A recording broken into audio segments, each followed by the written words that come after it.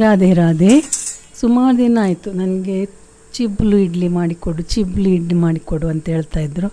ಏನಪ್ಪ ಅದು ನನಗೆ ಗೊತ್ತಿಲ್ಲ. ಕೊನೆಗೆ ತೆಂಗಿನ ಚಿಪ್ಪೆಲ್ಲ ಇತ್ತಲ್ಲ, ಅದು ಒಟ್ಟು ಮಾಡಿ ಇಟ್ಟು ಇವತ್ತು ಇಡ್ಲಿ ಮಾಡಿದ್ದೀನಿ. ಚೆನ್ನಾಗಿತ್ತು ಅಲ್ವೇನ್ರಿ? ಹೌದೌದು, ಚಿಬ್ಲು ಅಂತ ಹೇಳ್ತಾ ಇದ್ದೆ ನೀನು. ಇದು ಚಿಬ್ಲು ಎಲ್ಲಿ, ಇದು ಚಿಪ್ಪುಲು ಚಿಪ್ಪುಲು ಇಡ್ಲಿ ಕಣೆ ಇದು.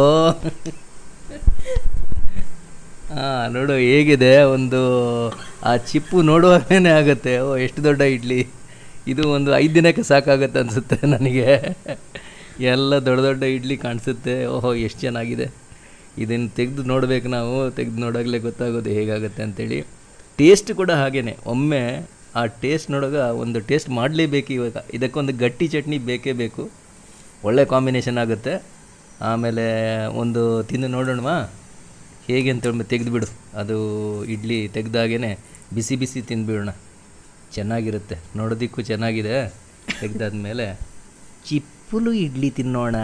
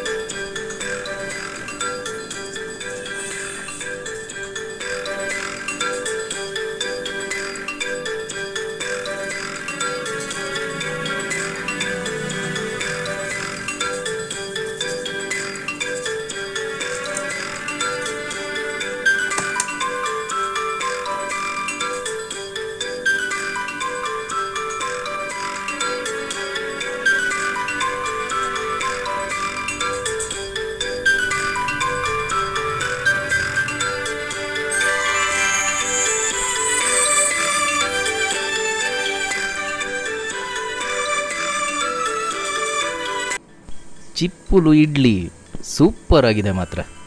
ಏನೇ ಇರಲಿ, ನಾನು ಅಂದ್ಕೊಂಡ ಹಾಗೆ ಆಗಿದೆ, ಚೆನ್ನಾಗಿದೆ.